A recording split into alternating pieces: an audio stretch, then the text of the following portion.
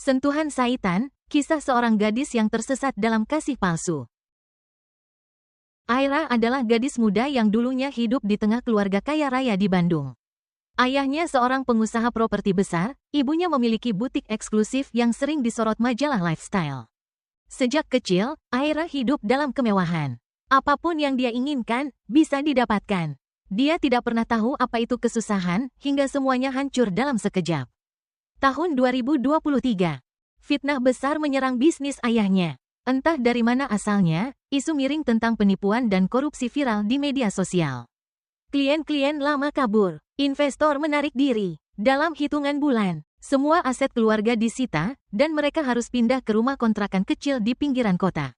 Untuk pertama kalinya dalam hidupnya, Aira merasa lapar bukan karena diet, tapi karena tak ada cukup uang untuk makan. Dia melihat ibunya menangis di dapur setiap malam. Ayahnya mulai sakit-sakitan. Suara zikir yang dulu jadi latar rumah berganti menjadi bisikan penuh panik dan tangis. Aira mulai menyalahkan Tuhan. Dalam hatinya muncul protes yang tak berani diucapkan, tapi terasa mendalam. Kenapa keluarga sebaik mereka diberi ujian sebegitu berat? Ia sempat berpikir untuk meninggalkan hijabnya, meninggalkan salat. Tapi sesuatu di dalam dirinya masih menggenggam iman, tipis, tapi ada. Dengan usaha sendiri, Aira mendapat pekerjaan di Jakarta. Sebuah perusahaan besar, di mana ia bekerja sebagai staf administrasi. Lingkungan kerjanya ramah, bahkan sangat peduli. Saat tahu latar belakangnya, banyak yang menawarkan bantuan. Salah satu rekan senior bahkan memberinya 2 juta rupiah secara cuma-cuma agar dia bisa bertahan sebelum gajinya cair.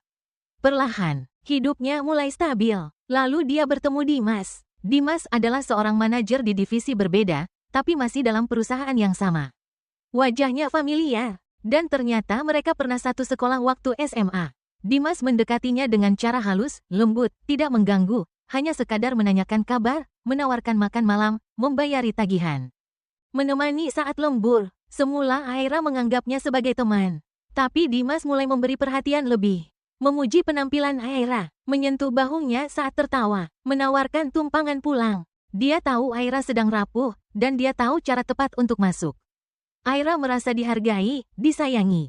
Sesuatu yang tidak pernah dia rasakan sejak keluarganya hancur. Ia mulai membuka hati. Dimas mengajaknya ke apartemennya untuk sekadar ngobrol, karena katanya dia merasa nyaman bercerita pada Aira. Aira ragu, tapi pada malam itu, dia mengalah pada rasa kesepiannya. Apartemen Dimas terletak di daerah Senopati, tampak biasa saja dari luar. Tapi saat Aira masuk, dia merasa hawa dingin aneh menyergapnya. Seolah-olah ruangan itu menyimpan sesuatu yang tidak terlihat. Dimas memperlakukannya dengan sangat lembut malam itu. Tapi perlahan-lahan, dia mulai memegang tangan Aira. Menariknya ke pelukan, menyentuh pipinya. Ini bukan dosa, bisik Dimas. Kita nggak ngapa-ngapain, cuma saling jaga. Kamu butuh aku, kan? Aira tidak menjawab, tapi dia tidak lari. Dan malam itu, meski tidak sampai berzina, Dimas melakukan hal-hal yang seharusnya tidak dilakukan sebelum halal. Aira membiarkan. Sesudah itu, mereka semakin sering bertemu. Semakin jauh. Setiap kali selesai, bertemu. Aira pulang dengan rasa sesal, tapi juga keterikatan yang makin dalam. Sampai satu malam, saat Aira melihat bayangannya di cermin kamar, dia melihat sosok lain berdiri di belakangnya. Wajahnya mirip Aira, tapi matanya hitam legam, dan mulutnya sobek sampai ke telinga. Kamu udah izinkan aku masuk, bisik sosok itu, suaranya seperti berbisik dari liang lahat. Sejak malam itu, Aira tak bisa tidur tenang. Dia sering terbangun jam 3 pagi dengan keringat dingin. Mendengar suara kaki menyeret di luar kamarnya. Mendengar tangisan dari dalam lemari. Dan setiap kali dia bercermin, wajahnya terlihat makin asing. Cahayanya padam. Dimas mulai menjauh. Dia tidak lagi manis seperti dulu. Tidak lagi memanggil Aira dengan panggilan sayang. Sampai akhirnya dia berkata, kita cukup sampai di sini. Aku nggak sanggup terusin. Kamu terlalu baik untuk aku hancurkan. Aira marah, menangis, mencaci. Tapi Dimas hanya minta maaf, lalu menghilang. Aira mencoba menghubunginya keesokan hari. Tapi nomor Dimas tidak aktif. Akun media sosialnya hilang. Bahkan HRD mengatakan tidak pernah ada karyawan bernama Dimas di divisi manapun.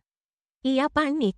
Ia pergi ke apartemen Dimas di Senopati, dan di sanalah dia menemukan sesuatu yang membuat darahnya membeku.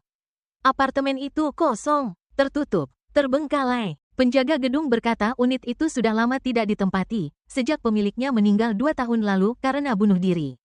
Aira merasa dunia berputar. Dia pulang dengan langkah goyah, dan malam itu, ketika dia membuka pintu kamarnya, pintunya menutup sendiri, mengunci dari dalam.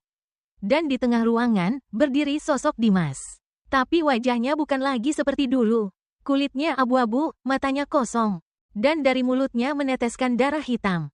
Sudah kubilang, kamu butuh aku. Malam itu, Aira pingsan. Sejak saat itu, hidupnya tidak lagi sama. Ia mulai mendengar suara-suara di kepalanya.